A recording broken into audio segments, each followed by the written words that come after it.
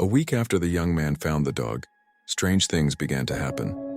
Every night at 11:11 p.m., the dog stared at the window as if waiting for someone. One rainy night, thunder struck. The young man followed the dog's gaze and saw a shadowy figure standing outside in the storm. Suddenly, the dog barked, not in fear but recognition. The young man opened the door slowly.